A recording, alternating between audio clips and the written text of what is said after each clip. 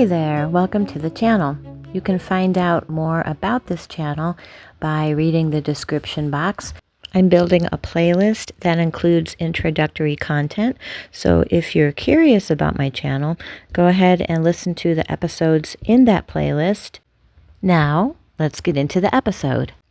Today, we're going to talk about Stuffies, also known as stuffed animals, plushies, whatever you want to call them. We all had one growing up. But today we're going to talk about the importance of having stuffies as an adult.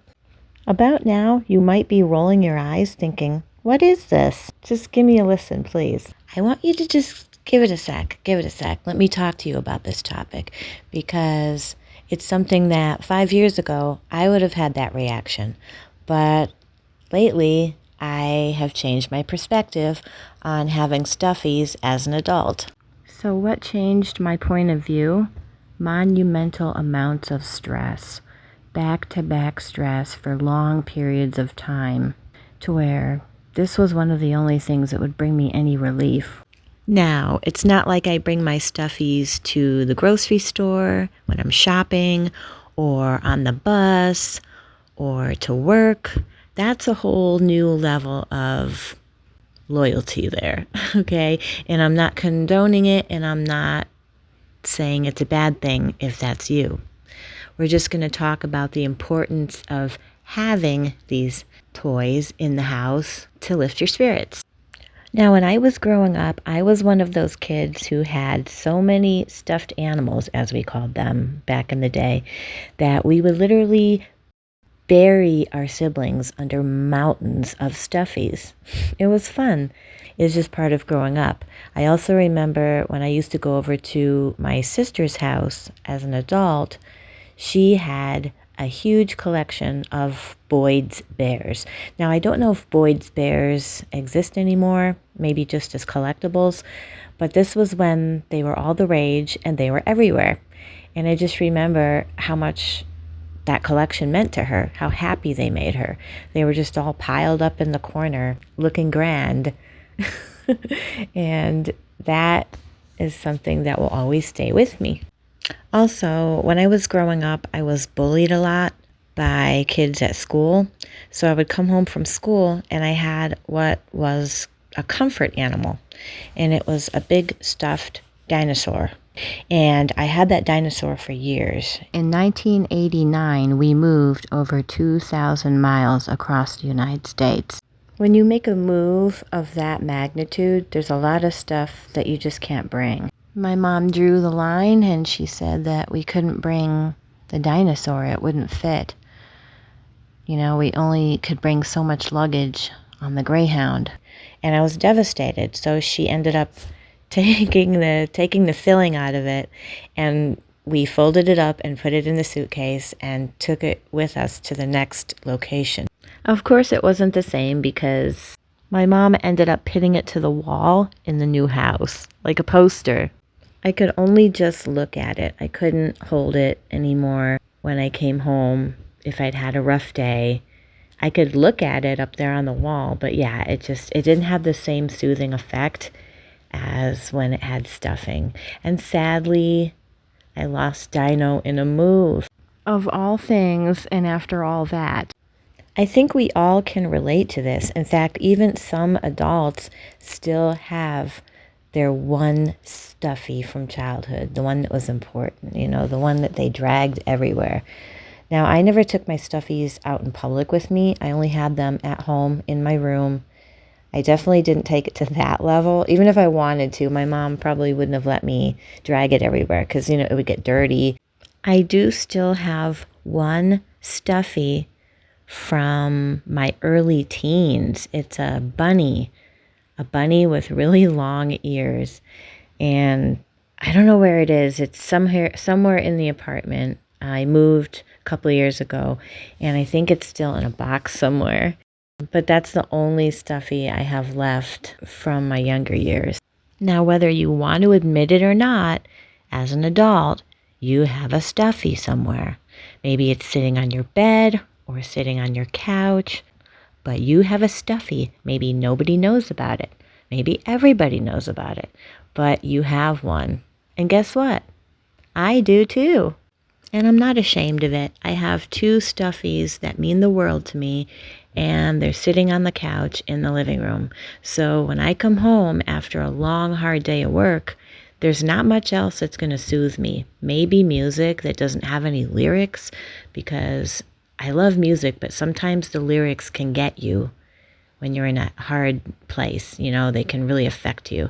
So aside from like maybe listening to some classical music or something, I've found that one of the things that soothes me better than anything is to just pick up my Stuffy and clutch it and hold it, look at its cute little face, and within just a few minutes, I'm feeling normal again, and I can get up and go about the rest of my day. You might think that's immature. I don't really care. You know what I'm saying? I find comfort in my Stuffies. I got both of these Stuffies from the county fair. I won them, so they're not expensive or anything. They're just cute, and they make me happy. I live alone. I don't have kids. My parents are dead, so it's not like I can call my mom up on the phone and say, "Mom, I need to talk to you." I don't have pets. Now, I have thought about getting pets. I just don't know if I want all that responsibility. There's the hair and the walks and litter boxes, and the cost alone is enough to deter me, even though I might want a cat. As funny as it might sound, I have formed an emotional bond with these two Stuffies. What I mean by that is when I come home from work, I feel safe because those Stuffies are sitting on the couch. As I'm walking around cooking dinner, or when I get out of the shower, like they're there. It's something familiar that's always there. Something cute that I can look at that makes me feel good. And I don't think there's a thing wrong with that. And I've known plenty of adults that have Stuffies, but I've also known plenty of adults that would be judgmental of it, that would say, you're too old for that or whatnot. So nobody has to know, you know what I mean? Or everybody can know. It's really just up to you if you feel comfortable being open about it. But for me, I love walking in the door and seeing them sitting there on the couch. They bring this immediate smile to my face because looking at them, I think of a good time, a good place, being at the fair. They're not real. They don't have a heart and a soul like a dog or a cat would, but they're cute and they can amazingly lift my spirits in seconds. It doesn't take long. All I got to do is, if I've had a bad day and I come home crying, all I got to do is pick up one of these Stuffies and look at it, and I see that cute face, and within seconds I hug it and I feel better. I don't think there's a damn thing wrong with that. Spare my language. I personally feel like it's much healthier to have an emotional support Stuffy or two or three, just kidding, than it is to have an unhealthy addiction that helps you cope with stuff such as drugs, alcohol, eating, gambling, porn addictions. Some people might find comfort in exercise or maybe going to church. And I'm not saying those things aren't important and that they don't have meaning. I definitely think that you should turn to things like that for comfort and healing when you're going through hard times.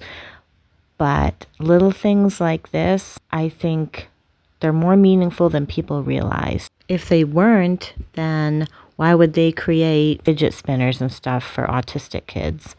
To help kids with disabilities cope, or even adults for that matter. Now, I never had an imaginary friend as a kid. I didn't need to. I had siblings, but these days they even encourage that. They say that it's a healthy part of childhood. So I guess I'm being somewhat vulnerable by admitting that I feel bonded to these Stuffies. I love them. I love them as if they were my pets. Even though they're not pets and they're not living and breathing, I still love them. If I lost them in a move or something happened to them, I would be devastated. Why? Because I find comfort in them. That's reason enough. They are a healthy form of a comfort object. That just means that, when you're having a hard day, you can look at them, hug them, Now, I'm definitely not going to encourage having conversations with them. I'm also not going to tell people that that's wrong. Although if you think about it, it's not much different than if you sit there and talk to the grave of someone that died. And some people might argue, well, that was a living, breathing person. This is just an inanimate object with no feelings. And that might be true. Who are we really to make that definition, to define how important something is to somebody? So at the end of the day, don't judge, just try to understand. Every person finds comfort in different ways. As long as it's not hurting anybody, it's not really hurting you. It might be hurting your pride, your ego. Stuffies can be therapeutic for adults for many reasons. They're soft, they're cuddly, they're cute. Best of all, they don't talk back. They don't ask questions. They're just there. They're familiar. They are a connection to our childhood. Whether you want to admit it or not, we're all big kids. If you have stuffies and you resonate with anything that I said during this episode, then you're probably a lot like me. You have a lot of empathy, you have a lot of care. You're a kid at heart, because someone who's not a kid at heart is not going to understand this for even half of a second. Now it's time to open up the discussion to your end. So, do you have an emotional support stuffy as an adult? Do you have a stuffy in general that means a lot to you, that maybe you take on a trip for good luck, on the bed next to you when you're asleep to comfort you, whatever? Share your thoughts. I'd love to hear your stories. Thank you for listening to My Experiences Audio Journeys.